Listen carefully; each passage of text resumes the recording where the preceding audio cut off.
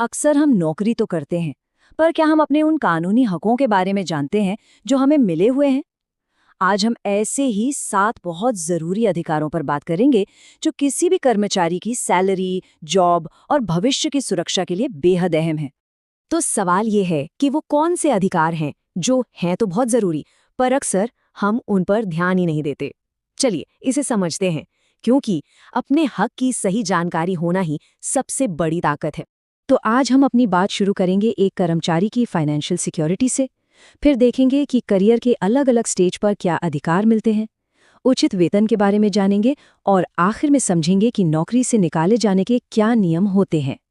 तो सबसे पहले बात करते हैं किसी भी नौकरी की सबसे बुनियादी चीज की, यानी पैसा, आपकी सैलरी और आपके भविष्य के लिए की गई बचत। देखिए, हर कोई यही उम्मीद करता है कि महीने के अंत में सैलरी टाइम पर अकाउंट में आ जाएगी, है ना? लेकिन असलियत में कई लोगों के साथ ऐसा नहीं होता। सैलरी में देरी होती है और उनका पूरा महीने का बजट बिगड़ जाता है। तो एक बात साफ समझ लीजिए, समय पर सैलरी मिलना कोई कंपनी का एहसान नहीं है, ये आपका कानूनी हक है। इसके लिए एक कानून है, पेमेंट ऑफ वेजेस एक्ट, जो कहता है कि हर कंपनी को तय तारीख पर सैलरी देनी ही होगी। अगर वो बार बार देरी करती है तो वो कानून का उल्लंघन कर रही है।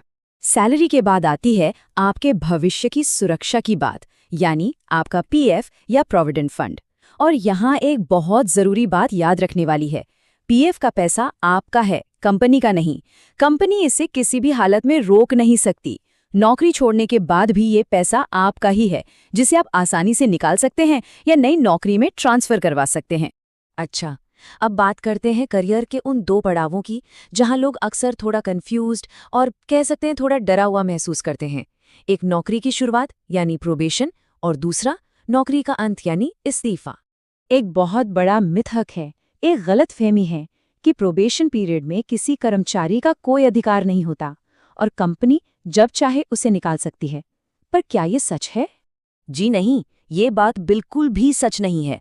असलियत यह है कि प्रोबेशन पर होने के बावजूद एक कर्मचारी को पूरी सैलरी, पीएफ और सबसे जरूरी सम्मान के साथ काम करने का पूरा हक होता है।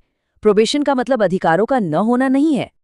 बिल्कुल इसी तरह जब कोई इस्तीफा देता है तो नोटिस पीरियड का मकसद काम को ठीक से हैंडओवर करना होता है, कर्मचारी को परेशान करना नहीं।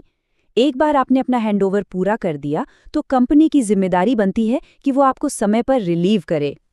चलिए, अब आते हैं काम से जुड़ी कुछ और रोजमर्रा की बातों पर, जैसे कि अगर ज्यादा काम किया तो क्या होगा, और कॉन्ट्रैक्ट पर काम करने वालों का क्या। ये बात गांठ बांध लीजिए। अगर आपसे तय घंटों से ज्यादा काम लिया जा रहा है तो आपको उसके लिए एक्स्ट्रा पैसा यानी ओवरटाइम मिलना ही चाहिए। ये कोई गुजारिश नहीं, ये कानून है, सीधा हिसाब है। ज्यादा काम तो ज्यादा पैसा। कॉन्ट्रैक्ट पर काम करने वालों को लेकर भी एक आम धारणा है कि उनके तो कोई अधिकार ही नहीं होते, पर यह भी पूरी तरह से गलत है।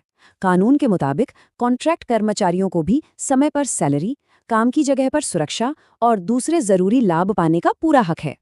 और अब आते हैं सबसे अहम अधिकार पर, एक ऐसा अधिकार जो हर कर्मचारी के लिए एक सुरक्षा कवच की तरह है, नौकरी से निकाले जाने के नियम यानी टर्मिनेशन के रूल्स।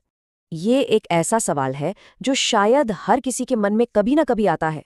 क्या कोई कंपनी किसी को भी कभी भी बिना कोई वजह बताए नौकरी से निकाल सकती है? इसका जवाब जानना बहुत जरूरी है। तो इसका सीधा सा जवाब है नहीं, बिल्कुल नहीं। किसी भी कर्मचारी को नौकरी से निकालने का एक पूरा कानूनी प्रोसेस होता है। कंपनी के पास कोई ठोस वजह होनी चाहिए, आपको एक उचित नोटिस देना होता है और आखिर में आपके सारे बकाए पैसे यानी फुल एंड फाइनल सेटलमेंट करना पड़ता है। ये कोई मनमाना फैसला नहीं हो सकता। तो हमने आज जो भी बातें की हैं वो सिर्फ जानकारी नहीं है, ये वो टूल्स हैं जो काम की जगह पर आपको सुरक्षा देते हैं, आपको ताकत देते हैं। चलिए एक नज़र में इन सभी अधिकारों को फिर से देख लेते हैं।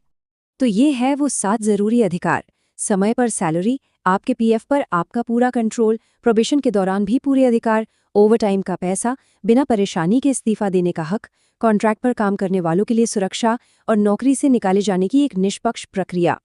तो देखिए, अपने अधिकारों के बारे में जानना पहला कदम है और यकीनन सबसे जरूरी कदम भी। पर असली सवाल तो ये है कि अगला कदम क्या होगा? इस जानकारी का इस्तेमाल एक बेहतर और ज़्यादा सुरक्षित वर्क कल्चर बनाने में कैसे किया जा सकता है, इस पर ज़रूर सोचिएगा।